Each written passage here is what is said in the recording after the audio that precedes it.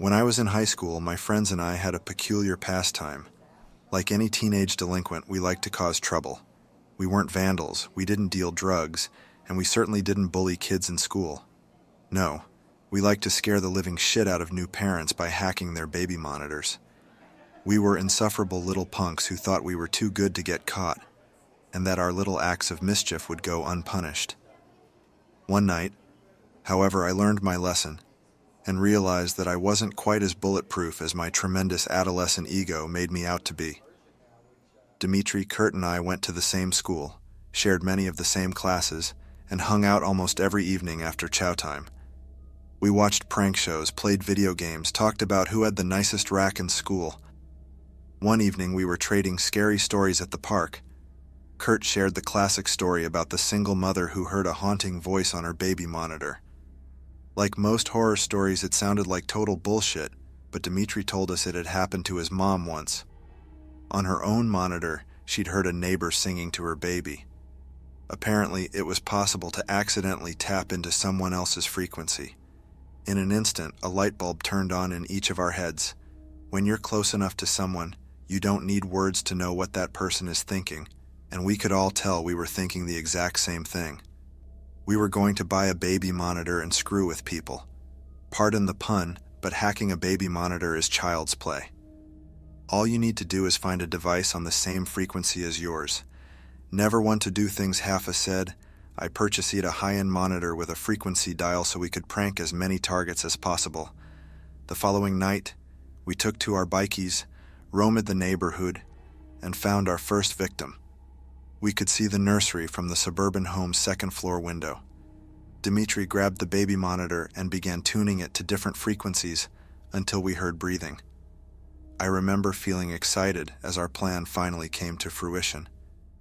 Dimitri pressed the button and began exhaling heavily into the receiver.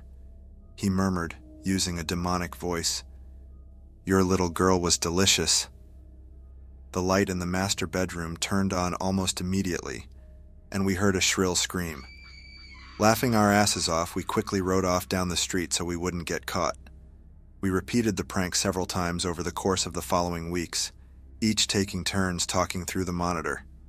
Not wanting anyone to get wise to our little game, we chose different houses every time. People's reactions were priceless. Some mothers would reply in a panic. Others seemed to know it was a hoax and told us to shut up, and one poor woman even started sobbing uncontrollably, begging us not to hurt her baby. I feel bad about that last one now that I'm older, but it was hilarious to me back then. My friends and I mimicked her high-pitched bawling and desperate cries for mercy for weeks afterwards. Karma is and I got what was coming to me one night. Kurt and Dimitri were busy studying for their midterms, so I went out on my own. By then, we'd gotten pretty much everyone in the surrounding area, so I decided to venture off across town and into unfamiliar territory. Finding a target wasn't difficult. You just had to look for cars with baby seats, houses with overly colorful cartoon-themed curtains, or toys left in the yard. I came across a house that fit all three criteria and parked my bike out of view. Playing with the tuner, I eventually found the right frequency. I could hear the sound of a baby snoring very lightly. A devious little smirk pushed its way onto my lips, and my heart began pounding with excitement. It was my time to shine. I whispered into the monitor using the creepiest voice I could muster. "I am watching." The house remained dark and lifeless.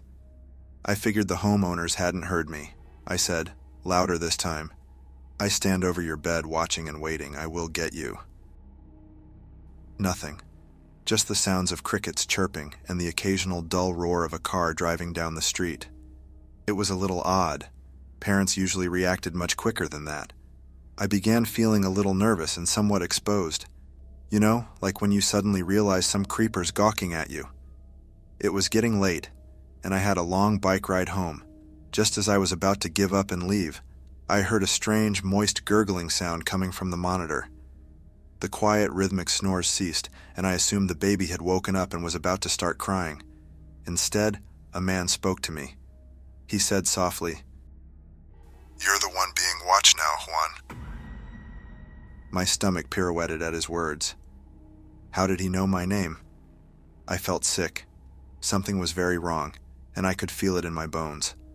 I glanced up at the nursery window and saw a silhouette standing there watching me. Had he been there the whole time? The air was thick and difficult to inhale, though perhaps fear was making it hard to breathe. My body quivered uncontrollably as a sense of dread poured into every inch of me. I climbed on my bike, pedaling desperately to get away. Part of me thought I was overreacting, but the overwhelming need to flee overpowered my rational mind. He kept talking, even as I turned the corner. "You can't run. I know where you live, Juan." I flew down the street, not stopping until I reached a busy boulevard. Surrounded by cars and a few late-night joggers, I felt safe. The man whispered, "Your hoodie will run red your blood, boy." Still talking through the baby monitor in my pocket. A passerby gave me a nasty look as I yelped loudly in fear, practically ripping my hoodie in my frantic attempt at removing it. To the stranger, I must have looked like some snotty kid tripping balls or something. He didn't know I was in genuine distress, so I don't blame him for walking off with an insulted huff, though I wish he had offered to help me instead. After stuffing the hoodie into my backpack, I noticed my name scrawled on the back. It was my school jacket, no wonder that bastard knew my name. It then occurred to me that baby monitors were fairly short-ranged, so I was obviously being followed. I nervously glanced around to try and identify my stalker. Was it the empty-looking van down the street, that guy walking his dog, the car that had just driven by? Either way, the last thing I wanted was to hear that voice again, so I turned off the device and started pedaling towards my home. Fear had heightened my senses, and I began to notice every motion of the trees in the breeze, every crackle of twigs under my wheels, and every car that zipped past me. I flinched whenever anyone came near, paranoid that whoever had spoken to me through the baby monitor was going to catch up. Fortunately, I made it home without incident. I parked the bike in my garage and crawled up the stairs to my bedroom. In one careless motion, I tossed my backpack and the baby monitor in the corner of my room and dove under my sheets like an Olympic swimmer.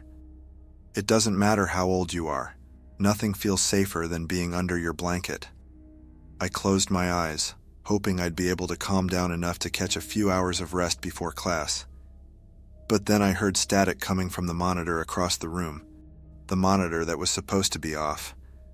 The voice that still haunts my nightmares said, "Sweet dreams, Juan." I didn't sleep a wink that night. I was too frightened to get out of bed until sunrise. When I got up, my first order of business was to remove the battery from the monitor and throw it in the trash. I didn't want anything to do with it anymore. I came up with an excuse to give my buddies so they wouldn't think I was a huge coward. With massive bags under my eyes, I got dressed, had breakfast, and went to school. It wasn't until a few days later that I saw the house on the news.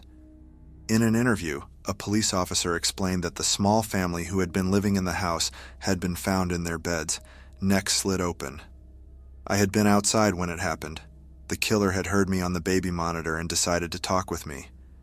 It was definitely a wake-up call, and I thanked my lucky stars that I hadn't gotten the shit murdered out of me. I was too busy feeling thankful that I survived to feel bad about the family that hadn't. Empathy, like wisdom, comes with age. Now that I'm an adult with a wife and daughter, I truly understand the consequences of my actions and the severity of the situation I put myself in as a tremendously stupid teenage boy. That dreadful night, I thought I reached the epitome of fear, but it was just the tip of the iceberg. As a father, I now know that fear thrives and multiplies when there's something more precious than your own life at stake. I can't say for sure whether the killer found me again after all these years, or whether a new breed of idiots had the same idea as my friends and I, but I can tell you that I now understand what true terror is. Last night I heard something on our baby monitor that sent chills into my bones, shackling me with a paralyzing fear that I doubt will ever leave me. What I heard was, "I'm still watching."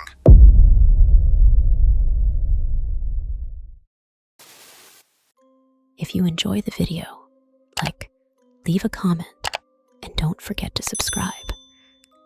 And if you want to support us, share it to your bestie.